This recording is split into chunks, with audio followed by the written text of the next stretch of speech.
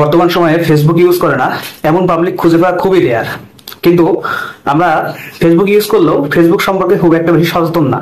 আমাদের আইডি ঠিক আছে কিনা, বা আইডিতে কোনো ওয়ার্নিং আছে কিনা, বা কোনো ইস্যু আছে কিনা, আমাদের আইডি ডিজেবল হওয়ার সম্ভাবনা কতখানি, এটা হয়তো আমরা অনেকেই জানি, আবার অনেকেই জানি না।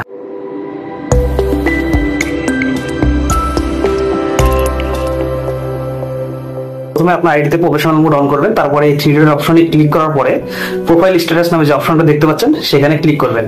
এখানে যদি এমন অপশন পান, যদি আপনার এখানে গ্রিন মার্ক থাকে তাহলে আপনার আইডিটা সেফ মোটামুটি, কিন্তু যদি এমন রেড অপশন থাকে তাহলে বুঝবেন যে আপনার আইডি ডিজেবল হওয়ার সম্ভাবনা অনেকখানি। ফেসবুকের কিছু রুলস এন্ড রেগুলেশন আছে।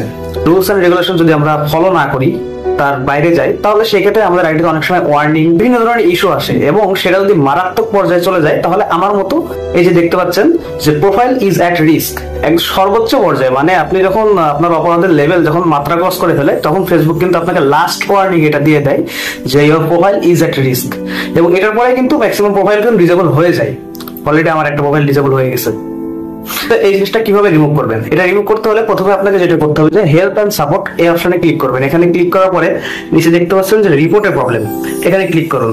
তারপরে কন্টিনিউ টু রিপোর্টের প্রবলেম, এখানে ক্লিক করুন। এখানে ক্লিক করার পরে তারপরে ইনক্লুড যে অপশনটা পাচ্ছেন এখানে ক্লিক করুন। আপনার সমস্যাটা কোথায়, পেজ নাকি প্রোফাইল? যদি আপনার পেজ হয় তাহলে পেজ সিলেক্ট করুন, আর প্রোফাইল যদি হয় তাহলে প্রোফাইলটা সিলেক্ট করুন। মেসেজ বক্সটা দেখতে পাচ্ছেন, এখানে আপনাকে একটা মেসেজ লিখতে হবে। মেসেজটা কি এই টাইপের যে আপনি ফেসবুককে বলবেন যে আমি যে ভুল করছি, আমার ভুলের জন্য আমি দুঃখিত বা আমি ক্ষমা করতে, আমার নেক্সট টাইম এমন কোনো ভুল হবে না, এবং আপনাদের যে কমিউনিটি গাইডলাইন্স আছে সেগুলো আমি মেনে চলবো। অবশ্যই এটা ইংলিশে লিখতে হবে। এবং এখানে 2-3টা স্ক্রিনশট নেবেন। স্ক্রিনশট নিতে হলে আপনি কোন কোন স্ক্রিনশট গুলো দিবেন? আপনি আপনার প্রোফাইল স্ট্যাটাসে যাবেন, প্রোফাইল স্ট্যাটাসে যাওয়ার পরে এখান থেকে এই যেটা দেখতে পাচ্ছেন এটা পুরোটা একটা স্ক্রিনশট নেবেন। তারপরে রিকমেন্ডেশন যে অপশনটা দেখতে পাচ্ছেন এখানে ক্লিক করুন। এখানে ক্লিক করার পরে যে আপনি যে পিকচারটা বা যে ইন্টারফেস দেখতে পাচ্ছেন এটা পুরোটা একটা স্ক্রিনশট নিন। রিভিউ কন্টেন্টে ক্লিক করুন। এখানে ক্লিক করার পরে এই একটা স্ক্রিনশট নিন। এখানে একটা মজার বিষয় দেখেন, এখানে কিন্তু action we have taken, already Facebook কিন্তু আমার বিরুদ্ধে অ্যাকশন নিয়ে নিছে। তারা যদি চায় বা তারা যদি মনে করে যে আমার এটা তারা ডিসেবল করে দিবে বা লক করে দিবে বা যে কোনো কিছু যদি তারা চায় কিন্তু করতে পারে, এখানে আমার কিছু করার নাই। অলরেডি আমি তাদের কাছে অ্যাপ্লিকেশন করতে করতে তারা কিন্তু আমার বিরুদ্ধে অ্যাকশন নিয়ে ফেলছে। তো যাই হোক, তারপরে আপনি এখানে যে সেন্ড বাটন দেখতে পাচ্ছেন, এই সেন্ড বাটনে ক্লিক করে আপনি আপনার মেসেজটা ফেসবুকের কাছে পৌঁছে দিবেন। এখন আসেন, আপনার যে পোস্টটা আপনি কমপ্লিট করলেন, এখন এটা সাকসেস রেটটা কতখানি? সাকসেস রেটটা কি ম্যাক্সিমাম টাইমে এটা ফেসবুক কিন্তু আপনার যে রেস্ট্রিকশন ইস্যু যেটা থাকে এটা কিন্তু ক্লিয়ার করে দেয়। অনেক সময় অনেক কম টাইমে করে দেয়, 1 দিন 2 দিন 3 দিন 1 সপ্তাহ বা 10 দিন, অনেক সময় তাড়াতাড়ি হয়, এবং অনেক সময় তারা কিন্তু লং টাইম সময় নেয়। যেমন আমি এটার জন্য অ্যাপ্লিকেশন করছিলাম ফেব্রুয়ারি মাসের 5 তারিখে, এবং তারা আমার যে রেস্ট্রিকশন ইস্যুটা তারা এটা সলভ করছে আপনার মার্চ মাসের 2 তারিখে, অর্থাৎ প্রায় 1 মাস সময় নিয়েছে আমার ইস্যুটা তারা সলভ করতে। এখন কথা হচ্ছে এই ইস্যুগুলো কেন আসে? এই ইস্যুগুলো আসার প্রধান কারণই হচ্ছে আপনার কমেন্টস। মেইনলি ফেসবুকে আমরা যে কমেন্টস করে থাকি সেই কমেন্টস এর উপর ভিত্তি করে কিন্তু আমরা স্ট্রাইক বা রেস্ট্রিকশন বা এই যে ইস্যু আমাদের প্রোফাইলে এগুলো চলে আসে।